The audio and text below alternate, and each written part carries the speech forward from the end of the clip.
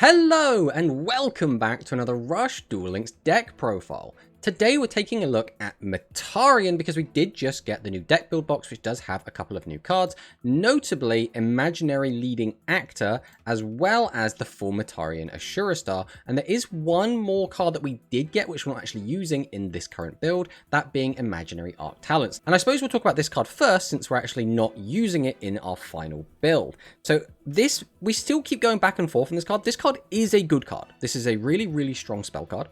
And it does allow us to get into Fusion, which is usually the piece of the puzzle we're missing. If we don't get Fusion, we can't really play the game.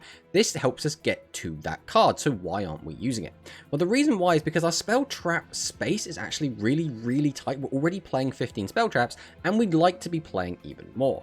I do really think Barrage of Steel is so extremely important at the moment in this current meta because of the prevalence of Shiny Shady. A lot of the time, Shiny Shady will end your turn, or in some situations just lose you the duel. So being able to stop that from going off by using Barrage of Steel is really important. Now you might say, well, you can just pop it with Assura Star, or they can just flip Assura Star down as soon as you summon it. So a lot of the time, Shiny Shady really is the kryptonite to a lot of decks right now, especially this one.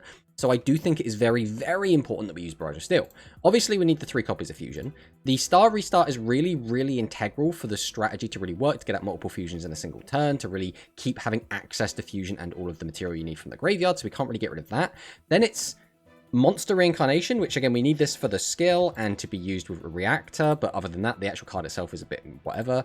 The only real flex slot we have is this one Curse of the Rising Light, and this was originally a single copy of Imaginary Arc Talents, but we decided to go with Rising Light because, again, we are seeing such an increase in Shiny Shady play that getting a +2 is really important. And most of the time, that +2 is going to be more important than the Imaginary Arc Talents +1 / setting up the graveyard. Now, if we had more room, we would be playing Imaginary Arc Talents. I still think this is a really good spell. I think this might even be the better way to play the deck. But in our testing, we have been so heavily reliant on Barrage of Steel that I could not imagine a build of this deck without it. And the same goes for Shiny Shady itself. Having these trap cards protect us is so very important for the way that the deck wants to play now. Because the original version of the deck was just type change beam, and then Assura Star, we win the game, right? It was just, we easily have an OTK line. This new version of the deck can still find OTK lines, but very awkwardly. So primarily, the way we want to build this deck now, or the way we want to play this deck, is that we want to get out our boss monsters and then kind of have them just give us a lot of value. So a lot of the time, we'll get Assura Star out, we'll start popping back row, we can get out Vritra Star, we can pop our opponent's monsters if they're dragons, or we can start changing their battle positions and get to their life points very easily. Then we can sit behind our trap cards, kind of hold on to our lead that we've got by having our high value boss monsters, protect them with our trap cards, and then just slowly win the game over the course of a few turns, rather than the old strategy, which would just kill your opponent as quickly as possible. So with that in mind, this is the build that I have currently settled on. Now again, this could still change, like, this is just after playing with it for a few days, this is what feels good to me. But first things first, we'll take a look at the skill. The skill is very awkward because we're not making full use of this skill. So first things first, everything has to be a light attribute monster 500 defense. We can send Imaginary Actor or Monster Reincarnation from our deck to the graveyard. And then the other effect is we can send one card from our hand to the graveyard to add an Imaginary Arc Turbo. Now, we're not playing Imaginary Arc Turbo because although this card is fine, again, we're really tight for space in this deck, and I really haven't found situations where Imaginary Arc Turbo would be really good. Like, there's been a lot of situations where this card would be fine, right? This would help us deal with one threat that we couldn't otherwise deal with. This could help us get a little bit of extra damage in, which could sometimes end the game, but it just doesn't seem worth it most of the time. So I've opted to cut this card, which basically means this skill now reads, send Monster Reincarnation or Imaginary Actor to the graveyard. Now that's still good enough because Imaginary Reactor is really strong. Being able to just get a free +2 is unbelievably powerful and should not be underestimated. This card is still absolutely insane. Then we have our other new boss monster, Imaginary Leading Actor. This lets us send the top 3 cards of the deck to the graveyard, which is good, right? We need to fill up our graveyard. We need to make sure that we get Fusion in the graveyard. We want to ideally find Monster Reincarnation before we use the skill. We want to get all of our normal monsters in the graveyard so we can bring them back with Star Restart. We can bring it back with Leading Actor itself. So milling 3 is good. The only issue is, because we're only playing a 30 card deck, and the deck does mill quite a lot already, if we're thinking leading actor is going to be milling 3 each time we activate it, imaginary reactor is going to be milling 2 each time we activate it, it does mean that occasionally you will run out of cards, or you will start to get very, very thin on deck very, very quickly, and depending on the matchup, you might be able to close the game quick enough, and you could just lose to that. Especially, I did find in the red boot matchup, that deck can obviously just mill you for 9, and that can kind of be the nail in the coffin, because we don't have very many ways to recover our deck. But its effect is that its name becomes Imaginary Actor, and then you can add a light attribute normal monster with 500 defense and or fusion from your graveyard to your hand. So this is sort of similar to Extraplorer, which means we do get a +2 off of this card after we summon it. So it's like we summon it without a tribute, right? If we spend 2 cards to get this out, we are returning 2 of those cards, we're like refunding them with this effect, which is pretty good. This does allow us to also make some very interesting plays. We can, for example, have our board get flipped down with Shiny Shady, then tribute over our board for leading actor's effect, get 2 cards back, and then go into another fusion. So there are ways to play through Shady with leading actor, which can be really, really good. It doesn't come up a ton, but it is still pretty good. So we are only playing 2 copies of this, and that is because we have had several games where this just kind of gets stuck in our hand, because again, we're not playing that many normal summons, because we're playing so many spell traps that we don't always have 2 monsters to tribute to get leading actor out, so it can be a little bit awkward at times. The rest of the deck is basically just all of the standard Metarion stuff. We're only playing the one of Juggler, because I think it is the least useful most of the time. Realistically, the Serpainter and the Sword Dancer going into Star and Star are going to be the best. Star is really, really good at the moment, just because there's a lot of warrior decks running around, so we can just absorb all their attack and just OTK our opponent, but also popping face down cards is still unbelievably strong. Star is a little bit worse, but this still does allow us to get to our opponent's life points, and again, like we said, we're playing this control strategy, where we just want to chip away at our opponent's life points over the course of a few turns, and Star is really, really good at that.